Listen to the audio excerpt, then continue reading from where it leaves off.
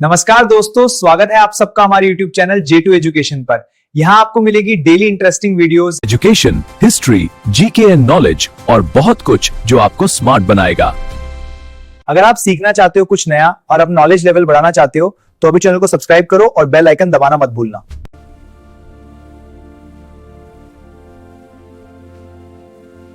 30 जनवरी 1948 ये वो तारीख है जिसने भारत के इतिहास को हमेशा हमेशा के लिए बदल कर रख दिया। तो आज हम उसी कहानी की परतें खोलेंगे, महात्मा गांधी की हत्या की वो कहानी जिसने पूरे देश को झकझोर दिया था। सवाल बहुत सीधा सा लगता है ना कि महात्मा गांधी की मौत आखिर हुई कैसे? पर इसका जवाब भारत के इतिहास की सबसे उलझी हुई और दर्दनाक घटनाओं में से एक है। चलिए मिलकर इसका जवाब ढूंढते हैं। तारीख थी 30 जनवरी 1948। सोचिए, आज़ादी मिले बस कुछ ही महीने हुए थे और नया नया आज़ाद हुआ देश एक बहुत ही नाजुक दौर से गुजर रहा था।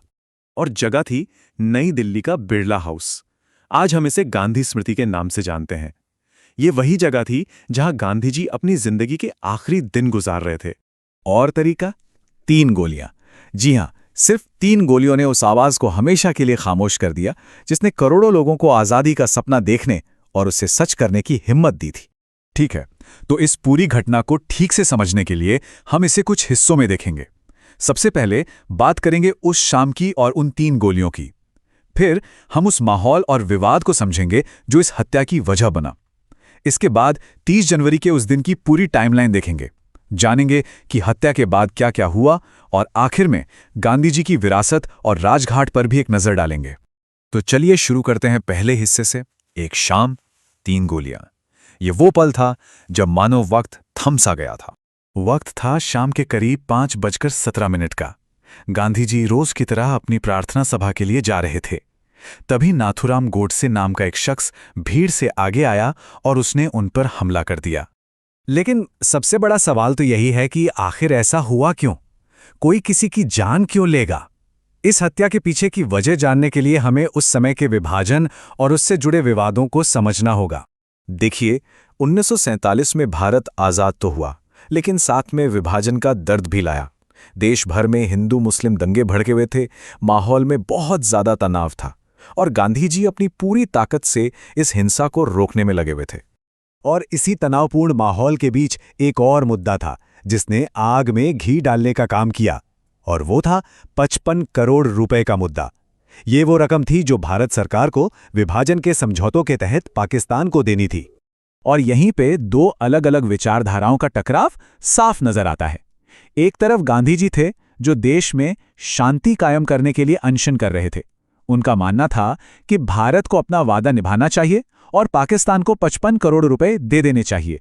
वहीं दूसरी ओर नाथूराम गोडसे जैसे कट्टरपंथी सोच वाले लोग थे जिनका ये आरोप था कि गांधी जी की नीतियां मुसलमानों का पक्ष ले रही हैं और ये हिंदुओं के हितों के खिलाफ हैं। चलिए अब वापस चलते हैं 30 जनवरी 1948 के उस दिन पर। देखते हैं कि गांधी जी के आखिरी कुछ घंटों में क्या क्या हुआ था।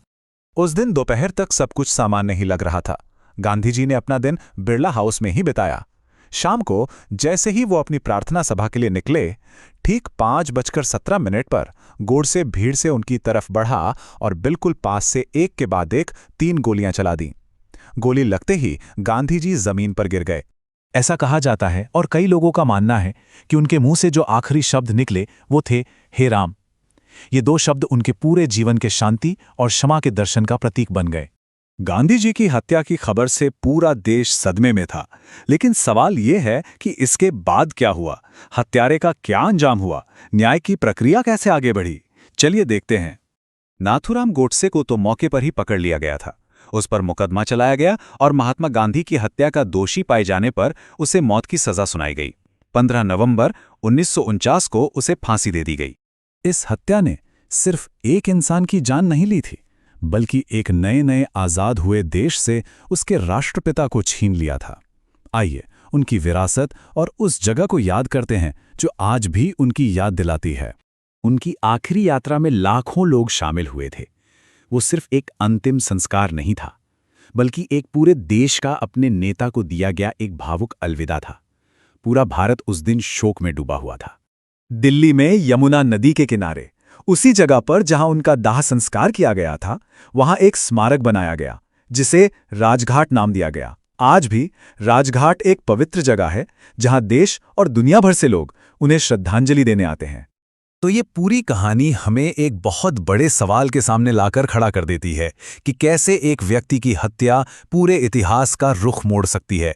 गांधी जी की मौत ने सिर्फ एक युग का अंत नहीं किया, बल्कि भारत के भविष्य के सामने कई ऐसे सवाल खड़े कर दिए जिनके जवाब शायद आज भी तलाशे जा रहे हैं।